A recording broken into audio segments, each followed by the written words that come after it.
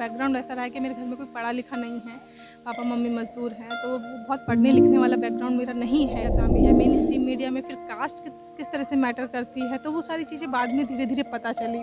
और वहाँ काम करके आए हैं, और अभी बहुत ज़रूरत है हमारे समाज की महिलाएँ आके बोलें, क्योंकि हमारे मुद्दों पर अब तक जो है पुरुष बोलते आए थे। अब जैसे देखिए दलितों के मुद्दों पे तो सवर्ण बने हुए थे ना जानकार, और महिलाओं के मुद्दों पे पुरुष बने हुए। मैं कैसे कहूँ कि मैं आज़ाद भारत में रह रही हूँ, जहाँ ना मुझे बोलने दिया जा रहा है, ना मुझे रहने दिया जा रहा है, और मेरी जात और मेरे धर्म देखकर मुझे जो है सुविधाएँ मिल रही हैं। मैं दिल्ली में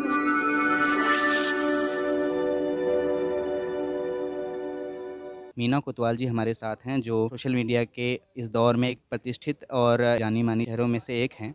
उनसे बात करेंगे वो इस मुद्दे को कैसे देखते हैं।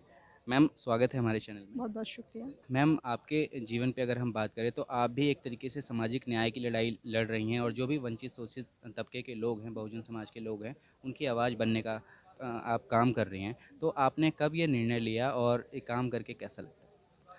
देखिए निर्णय तो जैसे जर्नलिज़्म का निर्णय तो मेरा बहुत बाद में था। मेरा बैकग्राउंड ऐसा रहा है कि मेरे घर में कोई पढ़ा लिखा नहीं है। पापा मम्मी मज़दूर हैं, तो वो बहुत पढ़ने लिखने वाला बैकग्राउंड मेरा नहीं है घर में। तो वो जैसे अभी जैसे हवा बह रही है, तो जहाँ हवा बहती थी कोई मुझे ये कहता था अच्छा ये करना चाहिए, तो मैं वही करने लग जाती थी। उसकी वजह से कई सारे साल मेरे ख़राब भी हुए हैं। तो वैसे ही मीडिया में आई, किसी ने सजेस्ट किया अच्छा मीडिया में जाना चाहिए, तो मीडिया में आ गए। फिर वहाँ जाके पता चला कि किस तरह का मीडिया होता है।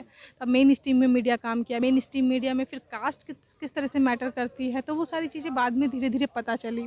अब वहाँ काम करके आए हैं, और अल्टरनेटिव मीडिया अगर आप कहें तो अल्टरनेटिव मीडिया में भी आपको नौकरी नहीं रखेगा, क्योंकि भाई कास्ट है यहाँ पे आपका। तो जब ये सारी चीज़ें देखी, अब बहुजन मीडिया में भी एक ये भी था कि बहुजन मीडिया में भी कोई महिला नहीं निकल के आ रही थी। तो मुझे लगा क्यों नहीं निकल के आ रही है, और जिसके लिए बाबा साहिब ने सबसे ज़्यादा काम किया, फूले दंपति ने सबसे ज़्यादा काम किया, वही लोग नहीं आगे आ रहे हैं। तो वो कमी मुझे लग रही थी, और मुझे लगा वो मुझे कमी शुरुआत तो कम से कम कर देनी चाहिए। तो इस तरह से हम लोगों ने मूक नायक शुरू किया, और जो हाशिए पे खड़ा समाज है, उनके मुद्दों पे हम लोग बात करते हैं, उनका दर्द वो खुद बताते हैं। मैम इस प्रोफ़ेशन में एक महिला होने के नाते क्या चुनौतियाँ हैं? ये सवाल मेरा इसलिए भी है कि जो भी महिलाएँ इस प्रोफ़ेशन में आना चाहती हैं, ताकि उनको भी एक बल मिल सके। देखिए चुनौती, हमारा जो जीवन है वो खुद एक चुनौती है, हम लोग संघर्षों के आदी हो चुके हैं अब।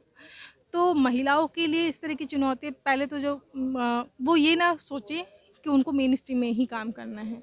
मेन स्ट्रीम में काम करें इसलिए सिर्फ़ एक्सपीरियंस के लिए, क्योंकि वहाँ पे आपके साथ बहुत सारी चीज़ें होती हैं, संसाधन हैं, एडिटोरियल टीम है, और बहुत सारी चीज़ें समझाई जा सकती हैं, सिखाई जा सकती हैं। वहाँ सीखें, और बाहर आकर अपना मीडिया खोलें, क्योंकि अभी बहुत ज़रूरत है हमारे समाज की महिलाएँ आके बोलें, क्योंकि हमारे मुद्दों पर अब तक जो है पुरुष बोलते आए थे। अब जैसे देखिए दलितों के मुद्दों पे तो सवर्ण बने हुए थे ना जानकार, और महिलाओं के मुद्दों पे पुरुष बने हुए थे। तो जिसका दर्द है वो खुद ज़्यादा अच्छे से बता सकता है। मेरा हाथ कटा है तो मैं बताऊँगी मुझे कितना दर्द है, कोई और क्यों बताएगा? तो मुझे लगता है वो लोग बिल्कुल आएँ, और चुनौती क्या रहती है, देखिए चुनौती-वुनौती कुछ नहीं होती है, और महिला सबसे ज़्यादा स्ट्रॉन्ग होती है, वो कहीं भी जा सकती है, वो भी वही खाना खाती है जो एक पुरुष खाता है, वो भी वही सब करती है, उसके भी आँख, नाक, कान, मुँह सब वही हैं, ठीक है? सिर्फ़ एक जेंडर का ही तो चेंज है, तो सब कुछ होता है, चुनौती-वुनौती कुछ नहीं होती, वो भी भाग सकती है, आप मुझे देखते हैं मैं भी भाग-भाग के कर सकती हूँ, मैं क्यों किसी से पीछे रहूँ? मेरे पास भी सारी वही एनर्जी है, मैं भी अपनी वही एनर्जी लगाती हूँ, तो वो सब हम लोग कर सकते हैं, ऐसा कुछ चुनौती नहीं होता कि एक महिला है तो नहीं कर सकती। हाँ, थोड़ा-सा सिक्योर रहने की ज़रूरत है, क्योंकि जो ये सोसाइटी है, वो बहुत गंदी सोसाइटी है। वो एकदम चील कौवों की तरह आपको नोच के खाने वाली सोसाइटी है। तो उसमें थोड़ा-सा सिक्योर रहने की ज़रूरत है। बाकी सारी चुनौतियाँ लगभग सेम रहती हैं। मतलब जो लोग मेट्रोपॉलिटन से दूर-दराज एरियो में रहते हैं, जो ग्रामीण एरियो में रहते हैं, अगर विल पावर हो तो वो भी इस वो बिल्कुल प्रोफ़ेशन कर सकती इसमें हैं। अपना प्रोफ़ेशन बिल्कुल, भाग-दौड़ में सब कर सकते हैं, लेकिन ये है कि सोसाइटी में एक महिला को एक्सेप्ट नहीं करते हैं, ये भी एक सच है। तो उनको लगता है अच्छा एक महिला आगे क्यों बढ़ रही है, तो उनको पीछे जो है धकेलने की बहुत कोशिश होती है हमारे समाज में। तो उसको वहाँ पे थोड़ा-सा चैलेंज ज़्यादा बढ़ जाता है, अपने आप को प्रूव ज़्यादा करना पड़ता है। आप कहीं पे भी काम में जाएँगे तो आपको जो है मेहनताना भी कम मिलेगा, आपको काम भी उसके अकॉर्डिंग जेंडर के अकॉर्डिंग दिया जाएगा। तो वहाँ थोड़ा-सा चैलेंज आपका ज़्यादा रहता है, लेकिन आप उसको धीरे-धीरे और अच्छे से प्रूव कर सकते हैं, क्योंकि आप सब प्रूव कर सकती हैं। तो वो प्रूफ आपका ज़्यादा बढ़ जाता है।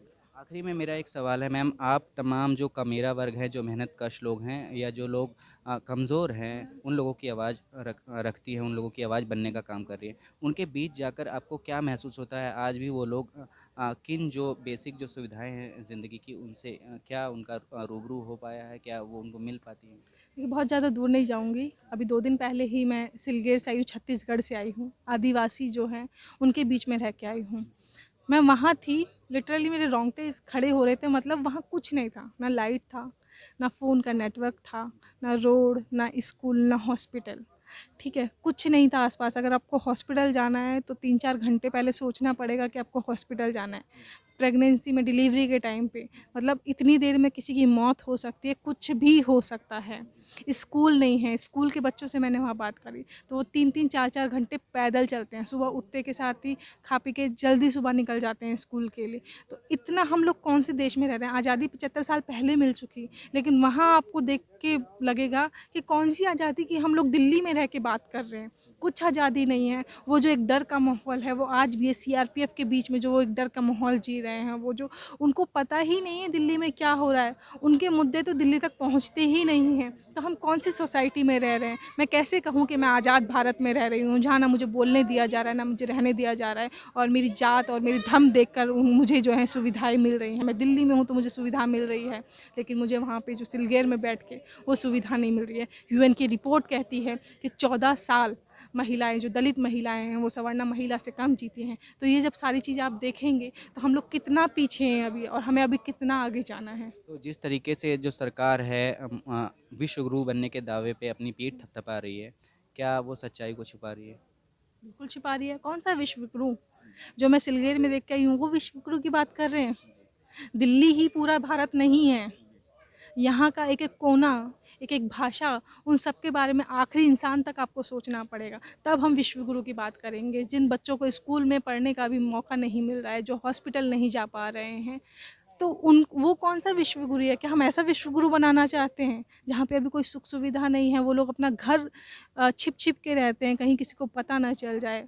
मेरी आने वाली रिपोर्ट है, आपको सारे सवालों की, इन सवालों की जवाब देगी।